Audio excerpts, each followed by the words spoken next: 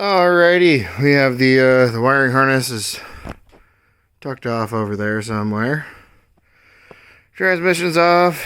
It's nice and heated in here. Woo-wee. We're gonna get this thing up. We're gonna pull the clutch off. Take a look at it and see what it looks like. I'm guessing probably not in great condition. We're going to throw this thing on the engine stand and start to take a look at the sr20. Alright, so we got all the bolts out of the pressure plate, I think. And get my good old Matco pry bar here. Let's see if we can't maybe pull this thing off.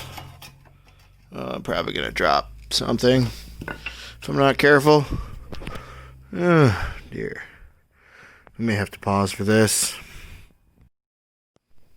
Alright, so I screwed up trying to film taking the pressure plate and the clutch out, but there's some clutch material down here. And, yeah, that doesn't bode well. Neither does that. Something tells me this thing's maybe been ridden hard, put away wet. Yeah. Yeah, that could be very unfortunate. So, just want to show anybody a fun fact or, slight tip or something. If you're not really worried about the dowels on your flywheel here, you can actually thread a bolt from your bell housing here into your block. Take an open end wrench here. You can use that to block your flywheel, aka your crank, from turning, to kind of break loose and pull out your flywheel bolts if you don't have an impact gun or you don't want to turn on your air compressor because it's really loud and annoying. Alright, so we're ready to give mounting the motor to the stand a shot. You want your mounts to be loose. Something like that. You want your diagonals to be up, your horizontals to be down. There we go. Just goes like that. Alright, so we have our 4 bolts into the block here.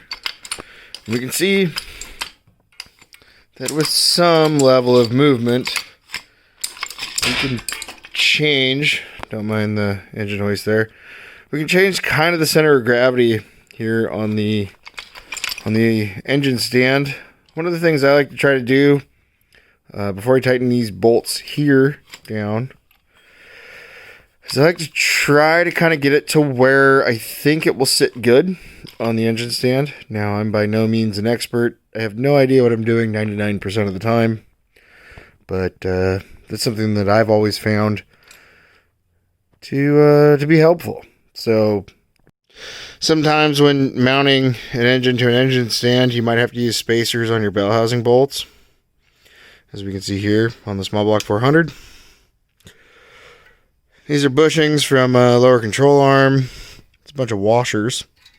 Sometimes you may have to use some sort of a spacer if you want to use the bell housing bolts and you don't want to just go buy new bolts. That's what I did here. So just something you might look at. Alright, so we have our engine on the engine stand. Next step is we're going to pull the valve cover off. We're going to pull all the spark plugs out. We're going to put a boroscope down into the cylinders. Take a look at what they look like. We're going to rotate the engine over. Going to look at the main caps, the rod caps. Kind of look at what it looks like under the oil pan. And hopefully we have a good engine. If we don't, This is about to start to cost a lot more money to build a 250 horsepower ae86 Corolla. But here's our S14 sr20 sitting on an engine stand now. I know it sounds kind of crazy, and maybe it's a little bit too much, but it's kind of how you walk through it. We are going to remove the AC compressor. We're going to get rid of the power steering pump. We're going to rebuild that AW11 rack, the first gen MR2 rack over there. We'll walk through that. We can see here where there's a belt for the water pump and the alternator, and so we can delete all this other stuff because we're never going to use it. So that concludes the next step of figuring out how to put an sr20 into an ae86 Corolla. Motor mounts are coming. There's a long list of parts over there, and here, take a peek at it. I'll just run through it real quick. So we have to do the motor mounts and trans. Those are actually on their way. Rebuild the AW11 rack. We have to make a drive shaft, or I'm going to get one built. We have to figure out the harness for the car. The car has no wiring. We need a seat. We need a downpipe. That factory sr20 downpipe will not fit over our steering rack.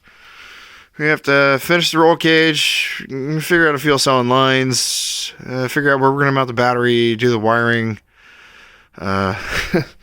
Clearly, we need a clutch of some sort.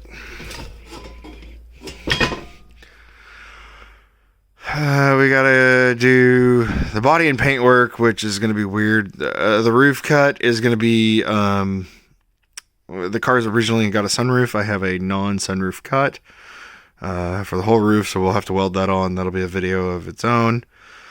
And figure out how to reduce the weight on the car to under 1,800 pounds, hopefully.